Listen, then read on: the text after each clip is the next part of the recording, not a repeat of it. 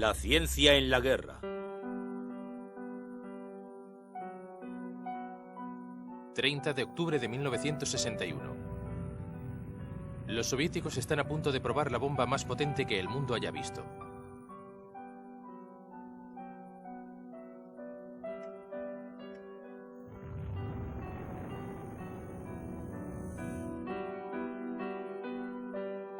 Los científicos nucleares rusos trabajaron bajo la constante amenaza de encarcelamiento y muerte. Crearon el arma más terrorífica de la historia y fueron aclamados como los salvadores de su país. Pero pagaron un alto precio por su patriotismo. Algunos perdieron la vida, otros su libertad. La bomba rusa.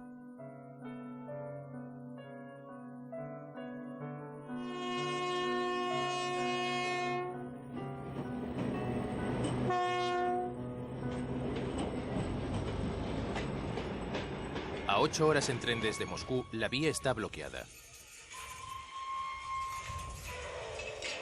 Desde los años 40, la región que se encuentra al otro lado está aislada del resto de Rusia.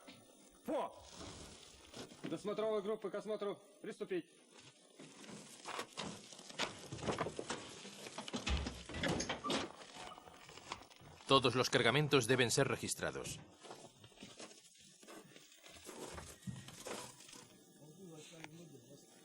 Al otro lado de las vallas, una ciudad sin nombre que ni siquiera aparece en los mapas.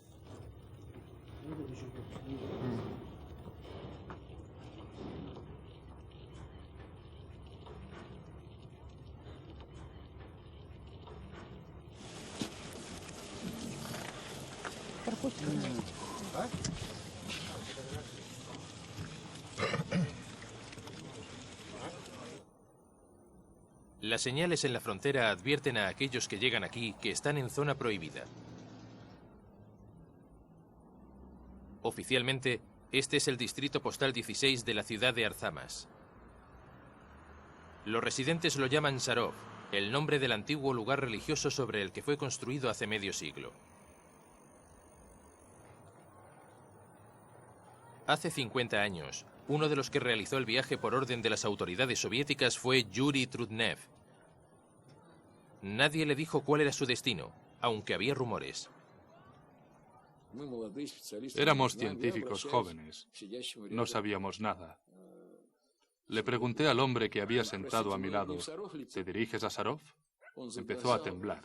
No me respondió.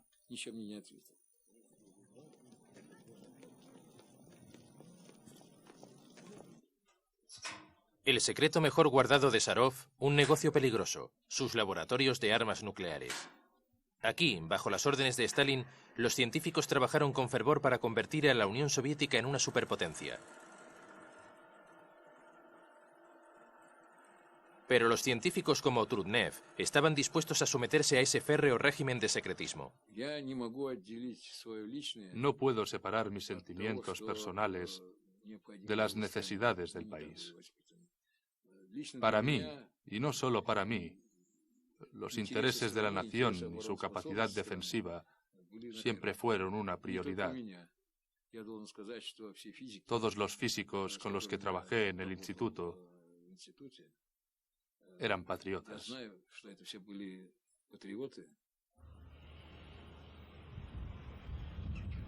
La nueva ciudad secreta era la respuesta de Stalin a los cuarteles atómicos americanos situados en Los Álamos, Nuevo México. En pocos años y de la nada, se fundó esta ciudad gracias al trabajo de los esclavos. Los esclavos fueron miles de prisioneros políticos llevados a Arzamas 16 en los gulags del este de los Urales. Los recursos del Estado comunista fueron desplegados de forma urgente. En agosto de 1945, la bomba atómica norteamericana devastó Hiroshima. Al instante, Stalin comprendió lo vulnerable que era la Unión Soviética. El futuro de su nación estaba en juego. El proyecto sobre la bomba atómica era prioritario. Para llevarlo a cabo, Stalin se reunió con Lavrent Beria, el jefe de la policía secreta, la temible KGB. Uno de los hombres más temidos del país, al mando de las purgas estalinistas en las que millones fueron asesinados y otros enviados a campos de trabajo.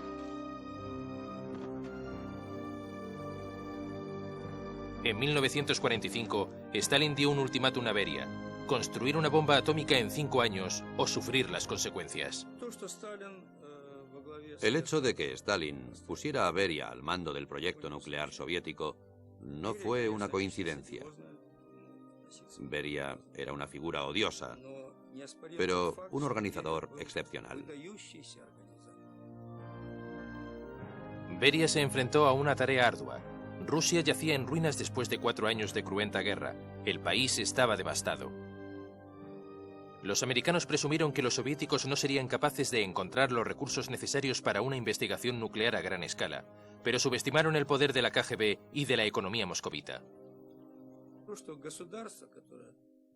El hecho de que el Estado sea el propietario de toda forma productiva significa que puede concentrar todos los recursos necesarios para conseguir los objetivos de un proyecto en particular.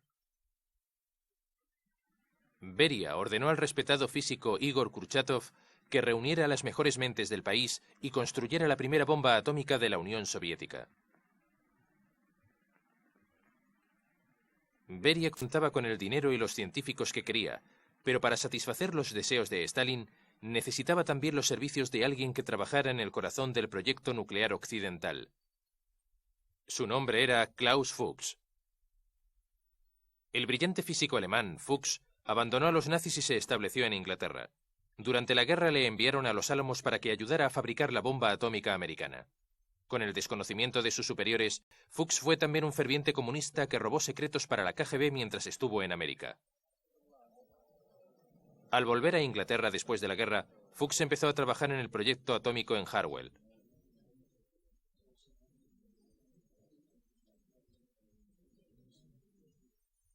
Alexander Feklisov, un agente de la KGB, fue enviado a Londres en calidad de contacto con Fuchs.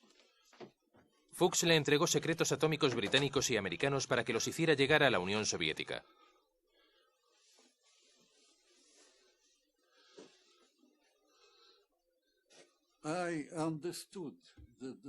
Entendí que la tarea de trabajar con Fuchs era mucho más complicada que con cualquier otro agente que hubiera trabajado antes. Era más importante y por ello preparaba todas nuestras reuniones meticulosamente. Para evitar que les descubrieran, ambos se citaban en lugares predeterminados en los alrededores de Londres. Feklisov recibió instrucciones muy estrictas de sus superiores. Cuando vayas a encontrarte con él, tienes que estar absolutamente seguro de no haber sido seguido por la contrainteligencia británica. Y no solo tú. Cuando llegue Klaus Fuchs, tienes que asegurarte que no ha venido acompañado. Me dijo, estoy en posición de saber todo lo que se hace en Harwell y participo en toda discusión, no solo en Harwell, sino también a nivel gubernamental.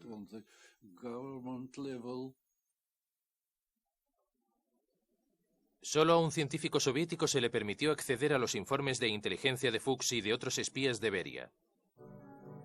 En una casa a las afueras de Moscú, Kurchatov estudiaba minuciosamente los documentos robados.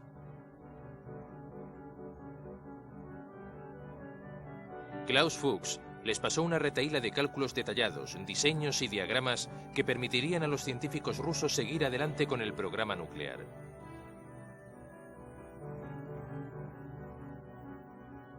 Kurchatov revisaba los documentos y daba instrucciones a sus científicos. Si tenían un problema, él contactaba inmediatamente con el equipo de Beria en la KGB que se encargaba de contactar con Klaus Fuchs en Harwell. Uno de los mayores obstáculos era cómo transformar el uranio en plutonio. Los soviéticos necesitaban, por encima de todo, un combustible para la bomba. Klaus Fuchs les dio la respuesta.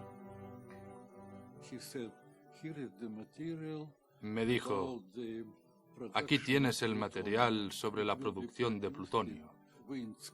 Será producido en Windscale. Y continuó, ahora ya tenéis todo lo necesario para producir la bomba atómica. Y siguió, entiendo que tú y yo estamos sobre un campo lleno de minas, un paso en falso y saldremos volando. Y yo estoy listo para sacrificar mi vida.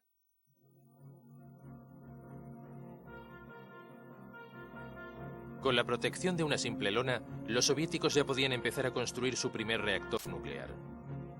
En su interior, seguía las instrucciones de Fuchs al pie de la letra, ensamblando las barras de grafito para controlar la velocidad de la cadena de reacción nuclear que convertiría el uranio en plutonio. El momento de la verdad había llegado. El fracaso podría significar la muerte en manos de la KGB.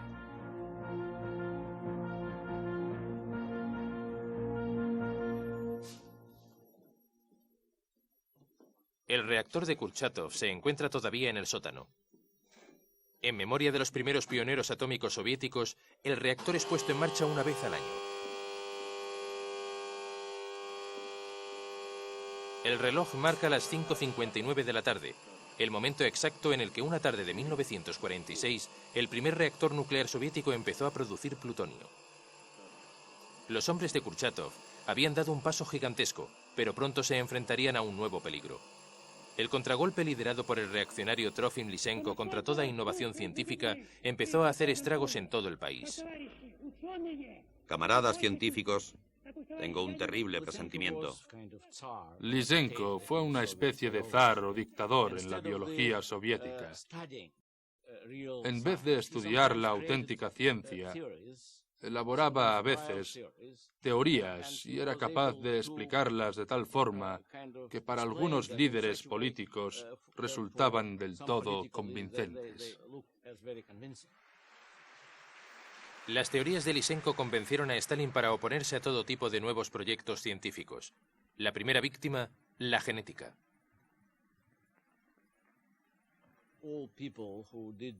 Todos aquellos que se oponían a Lysenko eran arrestados o desaparecían, por lo que se creó una atmósfera de terror. Lysenko no tardó mucho tiempo en fijar sus miras de la biología a la física. Intentaron declarar que las teorías de Einstein sobre la relatividad entre masas, energía y espacio eran también idealistas, algo que hizo vulnerables a los científicos nucleares que habían estado trabajando basándose en todos los teóricos. Pero incluso Stalin tuvo que rendirse ante el conocimiento superior de los físicos. Se consideraba a sí mismo un especialista en biología, porque cultivaba híbridos en su jardín. Pero respecto a la física, ni siquiera intentaba entenderla. Una vez se le dio plutonio para que lo tocara, pero como el plutonio es por naturaleza caliente, aquello le hizo sospechar y pensó que había algo en su interior. Kurchatov le dijo a Stalin que si la física era perseguida como la biología, la Unión Soviética no tendría bomba atómica alguna. Las persecuciones se detuvieron. El proyecto estaba a salvo. Kurchatov convenció a su amigo y colega Yul Khariton para que dirigiera los laboratorios atómicos de Arzamas 16. 2 años después del ultimátum de Stalin, los soviéticos tenían la tecnología y los materiales necesarios para construir la bomba atómica.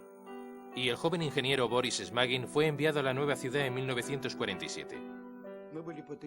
Éramos patriotas en el sentido pleno de la palabra. Casi todos los que trabajaron conmigo habían estado en el frente durante la guerra.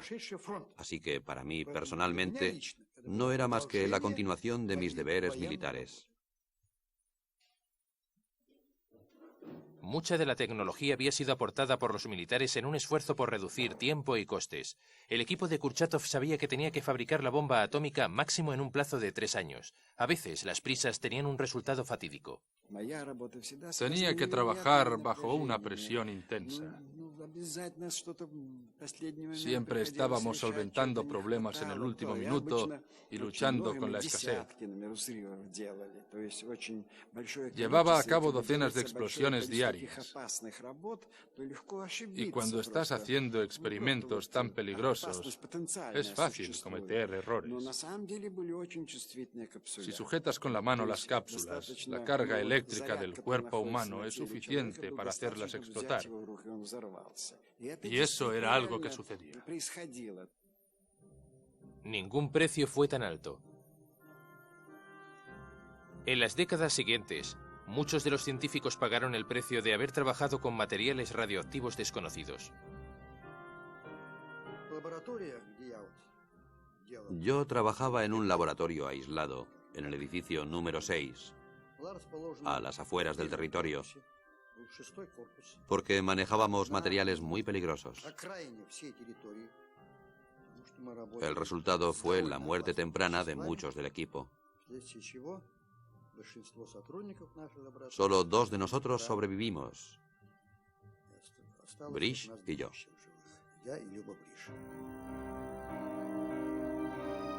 En julio de 1949, el equipo de Arzamas estaba listo para probar la bomba. En una reunión en el Politburó, días antes de la prueba, alguien le preguntó a Stalin qué pasaría si la bomba fallaba. Su respuesta fue: siempre podemos matar a los científicos. La situación era difícil. Si la primera bomba fallaba, entonces todo el equipo podía acabar muerto o en la cárcel. Incluso tenían un equipo de repuesto esperando en Arzamas. En el lugar de la prueba, los directores del proyecto, Khariton y Kurchatov, aguardaban ansiosos. A falta de 10 minutos para la prueba, Beria miró a Kurchatov y le dijo: no pasará nada, Igor. Estaba equivocado.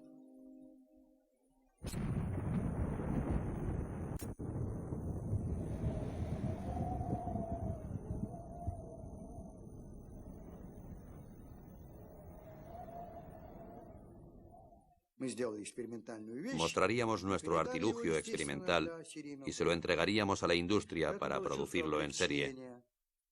Así que teníamos un sentimiento de alivio y gozo. Nos sentíamos orgullosos de nuestra ciencia, de nuestros líderes y de nuestro país. El equipo de Kurchatov había hecho un buen trabajo por su patria. En el interior del Museo de Arzamas 16 se guarda una réplica de la primera bomba atómica soviética. Es idéntica a la lanzada por los americanos en Nagasaki y fue entregada un año antes que acabara el plazo del ultimátum de Stalin. Tras el éxito de la explosión, hubo tiempo para la celebración y la entrega de galardones. Beria decidió que aquellos que habían sido amenazados con sentencias de encarcelamiento si la bomba fallaba, recibirían la Orden de Lenin. Aquellos, como los directores del proyecto, Kurchatov y Khariton, que debían haber muerto, se convertirían en héroes del Partido Socialista. Las noticias de la bomba soviética llegaron a Occidente incluso antes que a la Unión Soviética. El anuncio de que Rusia tiene un secreto atómico. La respuesta americana provino de un refugiado húngaro. Debo concluir que dentro de 10 años, Rusia estará por delante de nosotros. Digo que esto sucederá no si hacemos esto o lo otro. Simplemente digo que sucederá. Después de mostrar su supremacía ante la Europa occidental, Edward Teller veía el comunismo ruso como la nueva amenaza para la paz mundial. Como respuesta, quiso construir una superarma para mantener a los comunistas en su sitio. Hasta entonces, ambos países habían experimentado con la fisión, con los átomos de plutonio para liberar energía.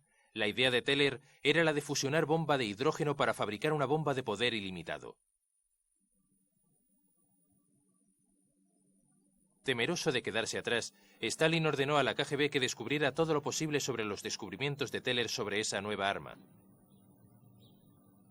El agente Feklisov le pidió la información a Fuchs.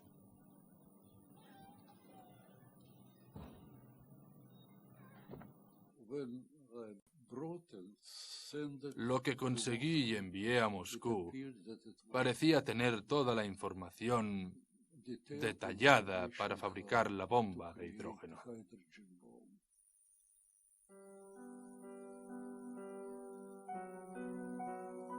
La nueva información fue otro golpe de la KGB. Pero para derrotar a Occidente, los soviéticos deberían confiar en un joven y genial físico.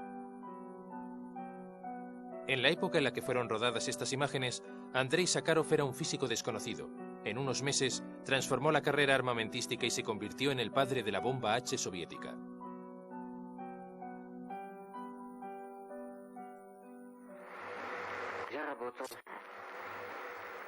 Trabajé intensamente porque creía que nuestro trabajo era de gran importancia para nuestro país y para la humanidad. Ambas superpotencias tenían que mantener un equilibrio en armas nucleares.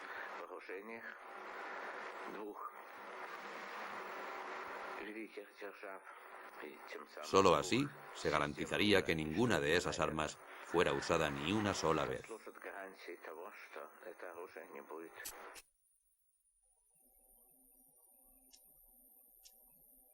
Con el encargo por Stalin de construir una bomba de hidrógeno, Sakharov se unió a un prestigioso grupo en los laboratorios de Arzamas 16. En la época en la que llegó allí, en 1950, Arzamas había cambiado tanto que era irreconocible. En pocos años, el Estado soviético había transformado una zona desolada en una populosa ciudad nuclear. En las filmaciones propagandísticas, la vida en las ciudades atómicas era retratada como un colectivo feliz. Los científicos nucleares eran unos de sus más respetados residentes. Uno de los privilegios de los que Sakharov y su equipo disfrutaban era algo que otros soviéticos ni siquiera soñaban. Se les permitía leer periódicos occidentales.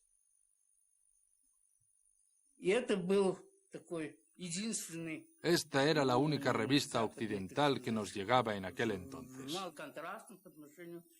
La encontré fascinante en comparación de las publicaciones soviéticas en las que todas las opiniones expresadas eran oficiales e ideológicamente correctas. Trabajábamos en la bomba atómica sirviendo a nuestro gobierno.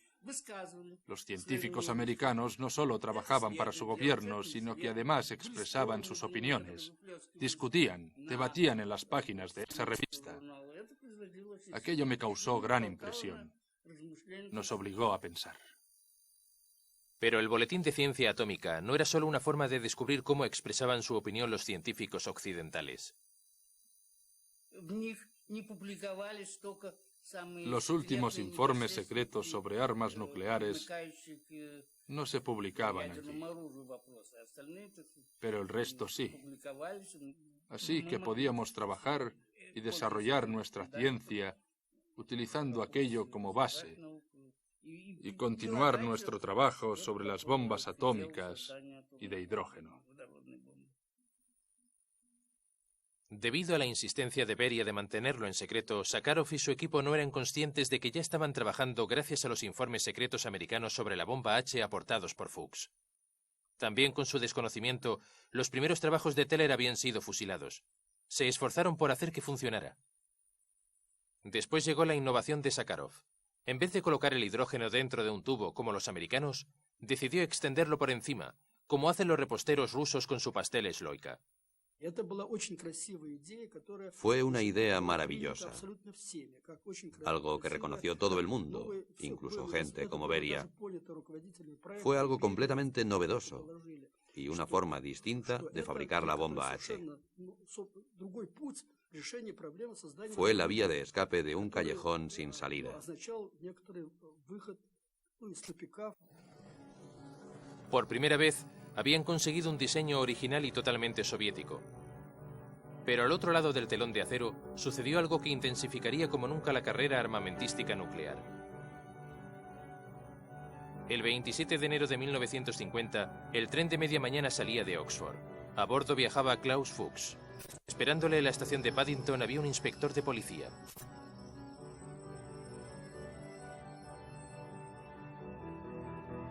Alexander Feklisov no tenía ni idea que el arresto era inminente. Estaba en la embajada soviética en Kensington Palace Garden. Cuando llegó el periódico pude leer Fuchs arrestado. Continué andando con suma tranquilidad. Me sentía apenado, porque él nos lo había dado todo. Los secretos sobre la bomba de hidrógeno. El canal de secretos nucleares entre Harwell y Arzamas había sido cerrado, y ahora los occidentales sabían que Fuchs les había estado traicionando durante casi una década. Klaus Fuchs era un científico, un genio, y su contribución como espía fue la más importante, sin lugar a dudas. Aunque seguramente hubiéramos resuelto el problema, sin él está claro que hubiéramos necesitado mucho más tiempo y dinero. Las noticias impactaron a América. El presidente Truman ordenó que se empezara a trabajar de inmediato en la bomba de hidrógeno. A continuación oiremos los comentarios sobre lo sucedido del general Leslie R. Groves, quien en tiempo de guerra fue el jefe del mayor programa sobre energía atómica de América. Debemos mantener nuestro liderazgo en el campo atómico. No debemos ignorar la bomba de hidrógeno. La carrera contra la Unión Soviética estaba en marcha. En 1952, 2 años después de las declaraciones de Truman, los americanos habían solucionado los problemas de los primeros diseños y estaban listos para una prueba. Su primera bomba de hidrógeno se asemejaba más a un cobertizo gigante que a un arma. Pesaba 65 toneladas. Las pruebas en el Pacífico fulminaron toda una isla. Fue la mayor explosión provocada por los humanos de la historia. 1000 veces más potente que la bomba de Hiroshima.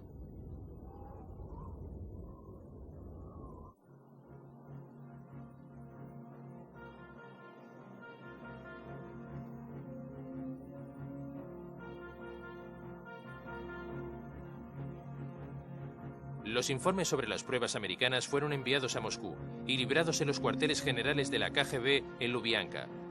Beria quedó impresionado. En una reunión de urgencia con los científicos, exigió que mostraran al mundo que los soviéticos tenían también la bomba H. Creíamos que nos habíamos quedado rezagados y que teníamos que alcanzarles y hacer lo mismo que ellos. Beria nos dijo que eso era lo que debíamos hacer, que era muy importante. Los americanos estaban investigando y probando su aparato, y nosotros teníamos que completar nuestros experimentos con la Sloika. La investigación debía seguir adelante.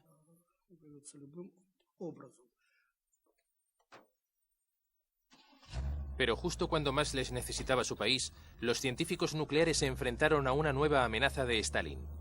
A finales de 1952, ordenó a Beria que detuviera a docenas de doctores judíos que sospechaba planeaban asesinarle. Muchos de los físicos más destacados de Arzamas 16, como Yuli Khariton, que aquí vemos a la derecha, eran judíos. Sabían que aquello suponía el principio de una campaña estatal antisemítica. Fueron 2 meses muy tensos.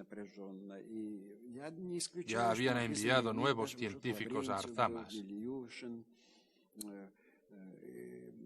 Era posible que planearan destituir a los líderes de nuestro proyecto.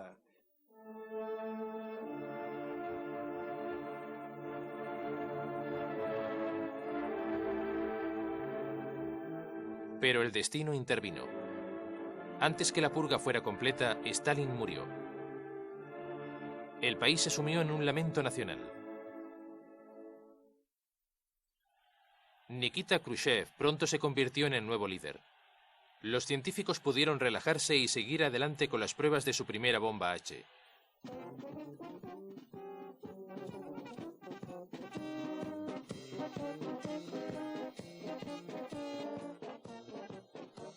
Miles de millas al este de Arzamas 16, en los límites de la estepa rusa, un puñado de tropas, todo lo que resta de la presencia militar en Kazajstán.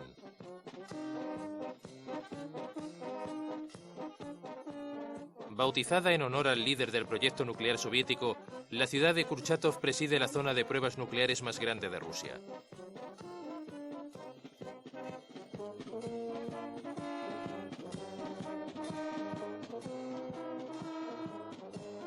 Aunque ahora virtualmente desiertos, estos hoteles y apartamentos fueron una vez el hogar de cientos de científicos y oficiales ávidos de descubrir si su bomba funcionaba.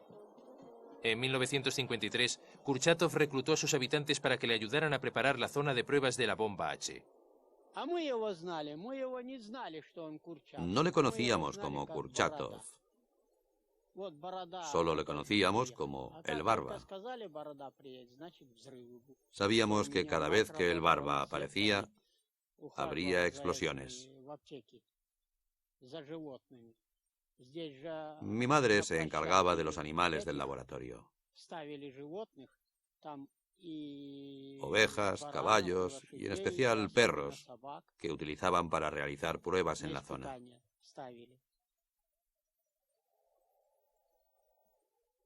Junto a los animales, docenas de aviones y tanques fueron desplegados como si fueran a entrar en acción. Los edificios se construyeron para probar la potencia de las explosiones. El ejército soviético, así como los científicos, estaban impacientes por estudiar la nueva superarma. Vadim Logachov era un teniente de 23 años del ejército. Su trabajo era medir los niveles de radiación después de las explosiones.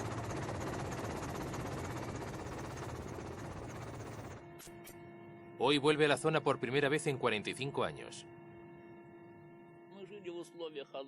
Vivíamos el periodo de la Guerra Fría, lo que significaba que en cualquier momento podía estallar una guerra con armas nucleares. Las pruebas que se hicieron aquí eran de gran importancia moral para la gente de nuestro país.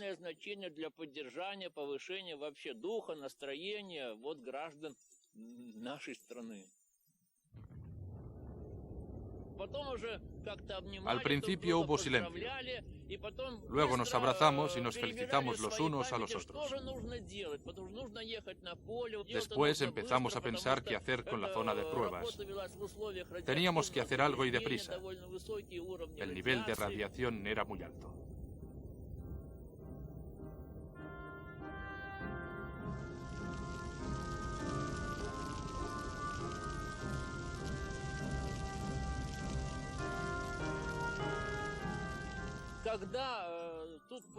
Después de la explosión, cuando la gente llegó para examinar los daños, quedamos impresionados por la fuerza colosal de aquella explosión nuclear.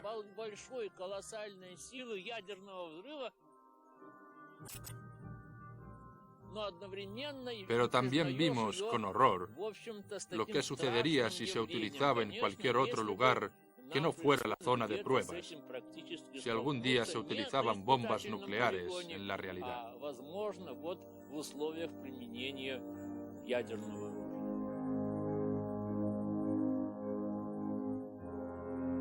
Al contrario que los americanos, los soviéticos habían fabricado un arma tan pequeña que podía ser lanzada desde un avión. Era la primera bomba de hidrógeno transportable de la historia.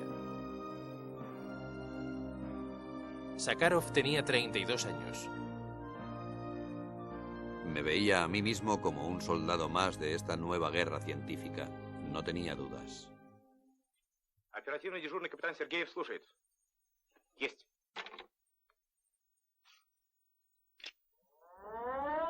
Anticipándose a una nueva era de guerra nuclear, el gobierno soviético empezó a preparar a su pueblo.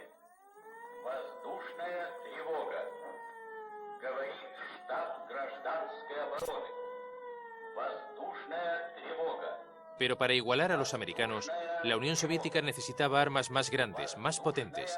Sakharov abandonó la Sloika en favor de otro diseño nuevo, uno con el que esperaba crear una bomba de ilimitado poder. En la primera bomba de hidrógeno, la Sloika, la carga termonuclear se comprimía usando la energía de una explosión convencional.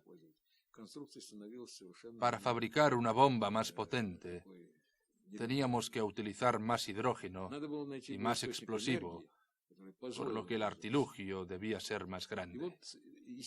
Teníamos que encontrar una forma mejor de comprimir el hidrógeno. Finalmente, tuvimos la idea de utilizar la radiación producida por una explosión atómica. En el viaje de los científicos a Kazajstán, la zona de pruebas, se palpaba la tensión. Su nueva bomba de hidrógeno funcionaba en teoría. Era el momento de saber si la apuesta de Sakharov era la correcta. Antes de la prueba, analicé los motivos por los que podía fallar, lo que podía suceder. Estaba preocupado por los resultados de la prueba.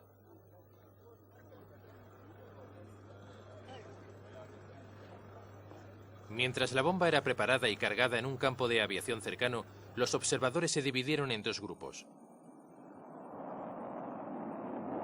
Los políticos observarían desde la ciudad fronteriza, los jóvenes científicos lo harían desde mucho más cerca. Más tarde supe que se esperaba que las llamas llegaran a una distancia de 30 kilómetros. Y nosotros estábamos justo en los límites de esa zona. Después descubrí que las pruebas con animales habían sido más arriesgadas. Ellos no tenían gafas protectoras. 10, 9, 8, 7, 6, 5, 4, 3, 2, 1.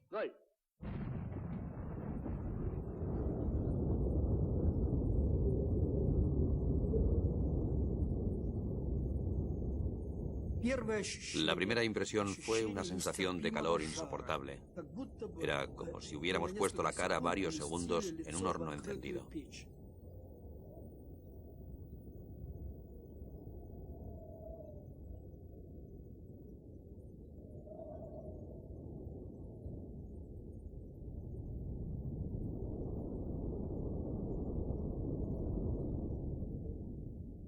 Parecía como si las nubes se partieran y desaparecieran. Después aparecía una montaña de polvo, como si de una seta gigantesca se tratara.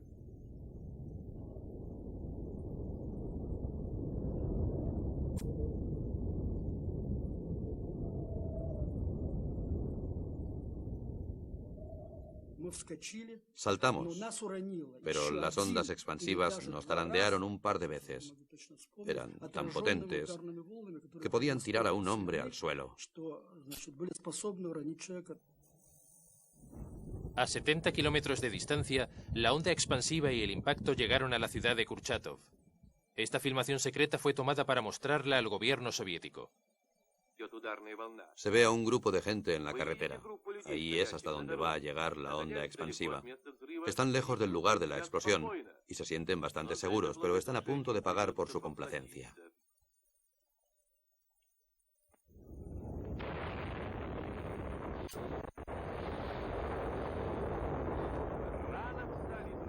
Os levantasteis demasiado pronto, amigos. Ahora tendréis que yacer en el suelo una vez más.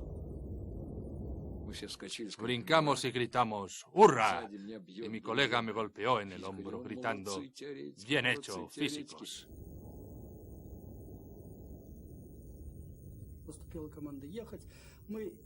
Llegó la orden de abandonar el lugar. Mientras nos alejábamos, una nube negra nos seguía. Recuerdo cómo las gotas de lluvia empezaron a caer. Estábamos preocupados. Creíamos que podía ser lluvia radioactiva. En la ciudad las puertas y las ventanas estaban todas rotas, como si la zona hubiera sido totalmente bombardeada.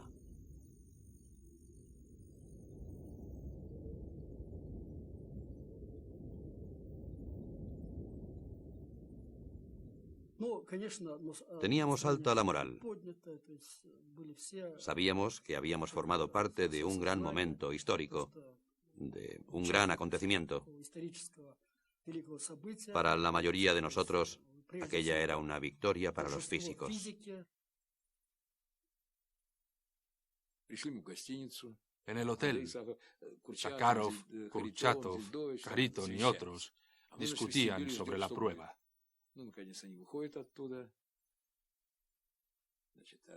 Nos abrazamos unos a otros. Sakharov me besó y pude oler el coñac. Bueno, habían empezado a celebrarlo. Pero el júbilo duró poco. Algunos de los físicos se sentían profundamente impresionados por la potente explosión que habían provocado. El propio Kurchatov empezó a dudar de la necesidad de realizar más pruebas. En 1958 hizo una súplica vehemente a la Asamblea Soviética.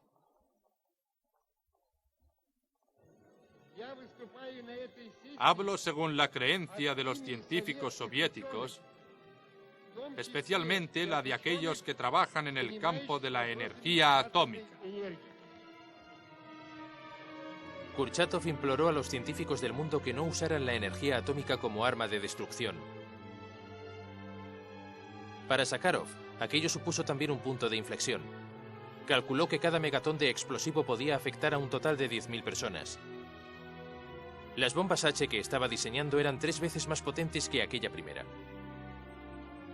Habíamos creado un arma terrorífica, el arma más terrible de la historia de la humanidad. Pero durante los años siguientes sus preocupaciones fueron ignoradas. En 1961, Khrushchev le ordenó crear la bomba más potente que pudiera. A su regreso a Arzamas 16, Sakharov reunió a todo su equipo.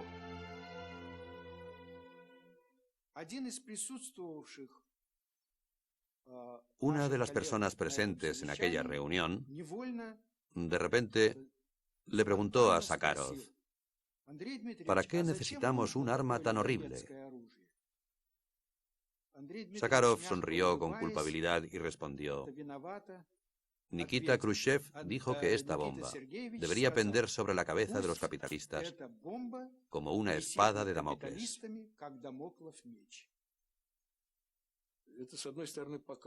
No solo serviría para demostrar de lo que nuestros diseños eran capaces, sino que también serviría como una advertencia al mundo de hasta dónde nos podía conducir la carrera de armamentos.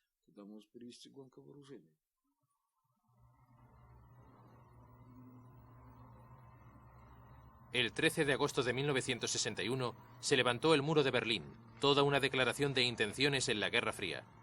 Pero Nikita Khrushchev tenía todavía una sorpresa más para Occidente.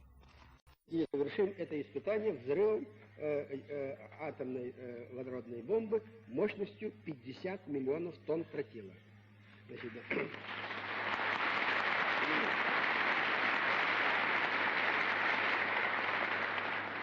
Мы говорили, что мы имеем бомбу в 100 миллионов. Это верно, значит, я подтверждаю. Но 100-миллионную бомбу мы взрывать не будем. Потому что если мы эту бомбу взорвем где-то туда, куда она предназначается, то мы можем и себе окна побить. Поэтому, значит, это не ставим.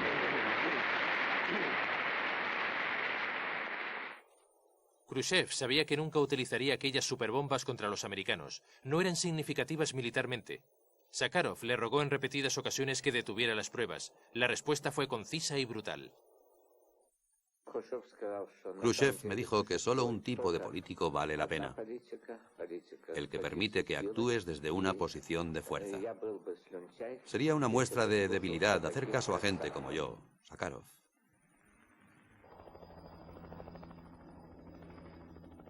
Después, en 1962, el ejército soviético decidió probar 2 superbombas similares. En las desoladas inmensidades del Ártico, los preparativos estaban en marcha. La gigantesca bomba fue ensamblada en un taller y puesta sobre una plataforma. Unos días más tarde, la plataforma fue enganchada a un tren para que la bomba fuera transportada al campo de aviación. Mientras los generales se reunían para presenciar la prueba, Sakharov intentó frenéticamente detener aquello. Le dijo a Khrushchev que hacer explotar una segunda bomba no solo era innecesario, sino que podía ser mortal. Horas más tarde, Sakharov descubrió que la primera bomba también había sido aerotransportada. Temerosos de que las pruebas fueran detenidas, los militares aceleraron el proceso.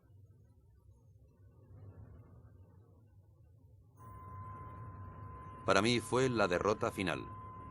Se iba a cometer un crimen terrible y yo no podía hacer nada para impedirlo.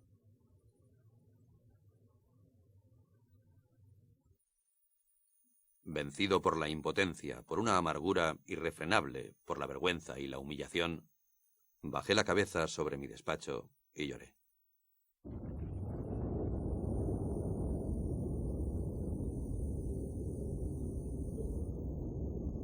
Sakharov fue desafiado por hombres que se habían hecho más poderosos gracias al arma que él había creado. Fue una demostración de fuerza, un as en la manga en el juego de las superpotencias de intimidación mutua. La carrera entre la Unión Soviética y los Estados Unidos se había convertido en algo peligroso. Y yo creía que tarde o temprano ocurriría alguna catástrofe. Llegué a la conclusión de que no podía seguir participando en aquella locura. Empecé a discutir conmigo mismo, utilizando la escritura, porque no podía hablar con nadie de aquello. Escribí: no importa cuántas veces haya oído que es la única forma posible de acabar con el mal en la tierra. Me seguiré diciendo a mí mismo que hay otra manera y que debo largarme de aquí lo antes posible.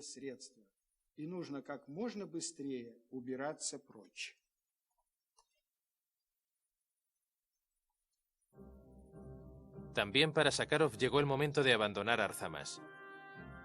En agosto de 1969 recogió sus libros, devolvió las llaves, hizo las maletas y se marchó.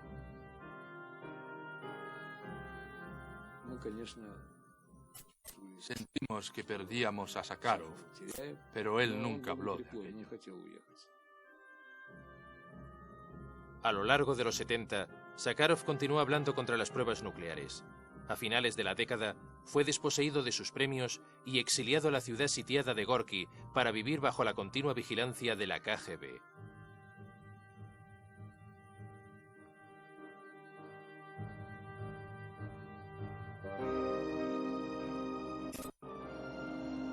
Finalmente, el 23 de diciembre de 1986, se permitió a Sakharov volver a Moscú. Ahora empezaré la vida de un científico normal.